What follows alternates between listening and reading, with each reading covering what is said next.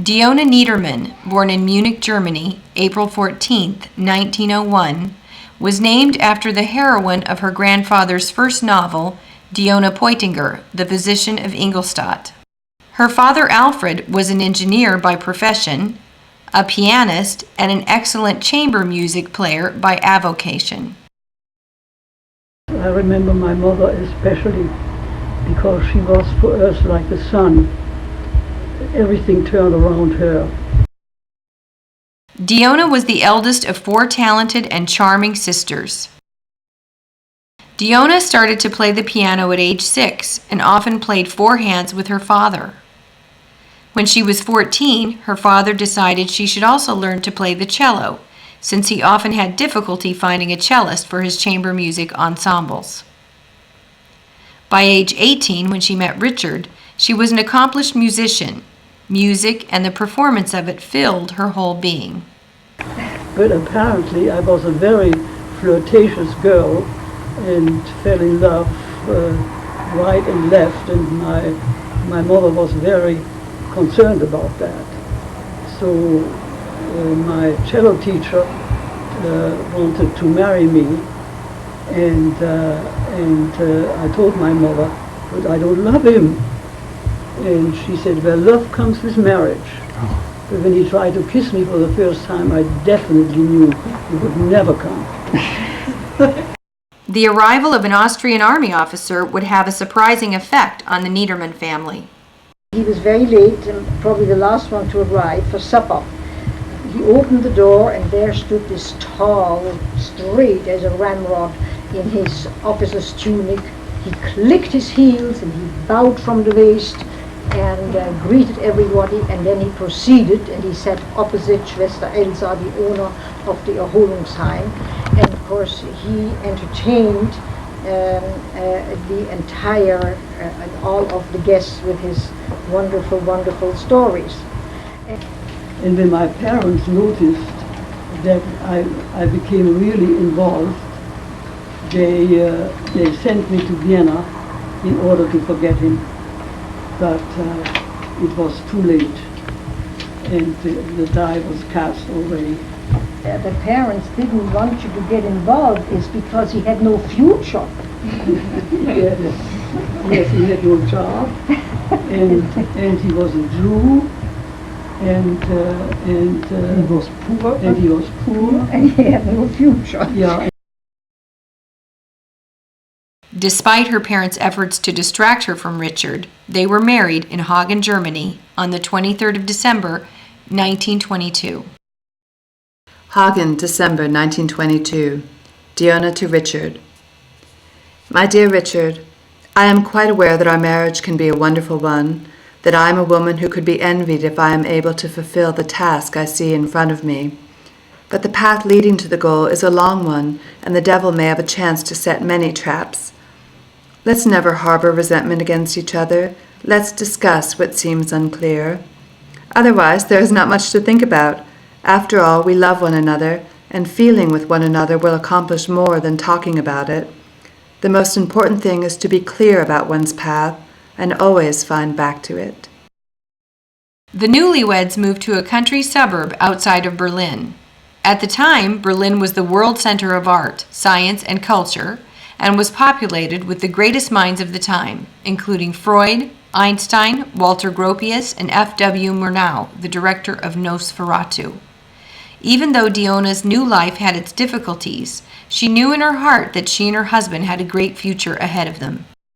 Dione gave birth to their first son, Frank, in January of 1924, and his care took up much of her time. She felt young and immature and could not imagine herself a mother, but she loved the baby very much. The couple looked to America for a new horizon and made plans to immigrate. Dione arrived at Ellis Island, New York in mid-1924. On the ship's manifest, she listed her occupation as musician. The living conditions were difficult on Ellis Island, but she remained hopeful as she waited for Richard to rescue her. They soon traveled to Taliesin, where Richard was briefly employed by Frank Lloyd Wright. The estate was filled with a group of talented young people, and Dione frequently entertained the group with her cello and singing.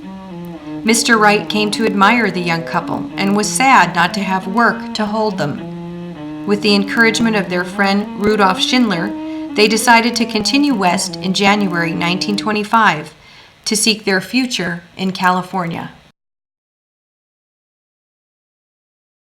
1925 Los Angeles was a city filled with opportunity, especially for an artist like Dione.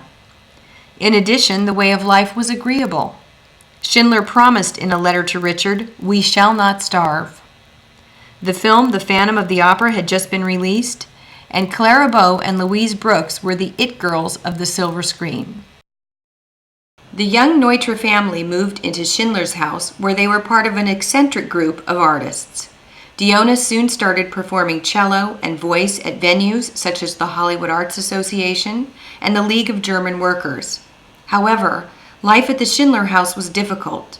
Dione worked hard at keeping the variety of personalities residing at the Schindler house on a stable path, while creating a loving home life for her family, which had grown to 4 with the birth of Dione in October of 1926. Los Angeles, August 1925. Dione to Mutarelli. Neither Schindler nor Pauline shows the slightest understanding for Richard, which really is beyond my comprehension. Schindler does not want to take any risks and desires that everything develops slowly. Richard is filled with good ideas, but what can he do? During the next half year, a solution must be found. The situation slowly develops into a crisis. Both are very compatible, which is surely rare among experts, but as I mentioned before, something will have to give. Dione's dedication brought her music to larger audiences at a variety of venues. Los Angeles, December 1932. Dione to her parents. I am happy to tell you that I made quite a lot of music this year. At first I played frequently with a pianist, then sometimes in an orchestra.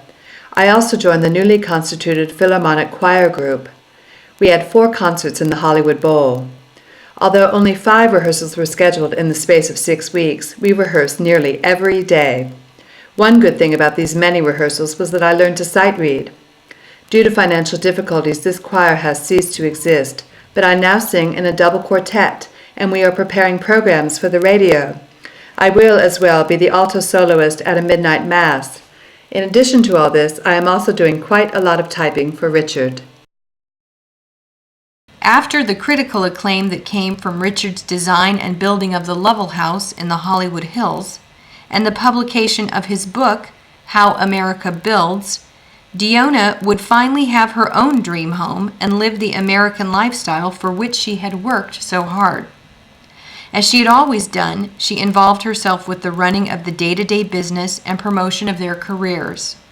Now that their skills were in greater demand, she had less time available to practice her singing and cello. She tried to make time early Sunday mornings for practice, but often found her schedule compromised.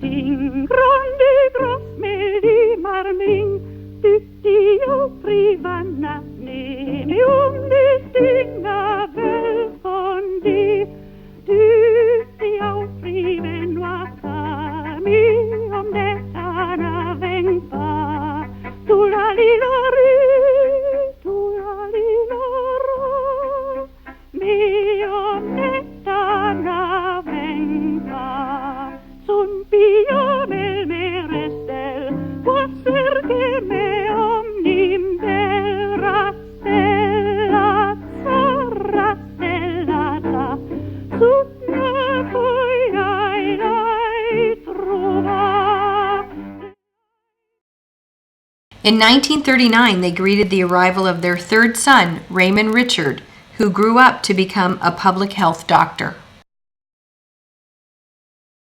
Dione and Richard's time was in great demand all over the world. They began a new phase of their lives where Dione's skills as an organizer produced great results, and her companionship made the journeys fun. For 48 years, he gave me a typewriter as a betrothal present. I later on, when he became famous and we traveled all over the world, and he lectured in Asia and Africa and Japan and in Russia and in Europe. Whenever we arrived at an airport, he would say, "Do you have a cello? I think you would enjoy to hear my wife sing and play," because that was my specialty. And so I would sing before his lecture or after his lecture. So I think that we had a very rich and interesting life together. She ran the show. She took good care of him in the early years, up until the time he was getting on in years. She worked very closely with him. Delightful person. After her husband's death in 1970, Dione's family was concerned how she would survive the loss of her partner. But in a few weeks, she found a new direction, compiling material for a book and taking cello and voice lessons.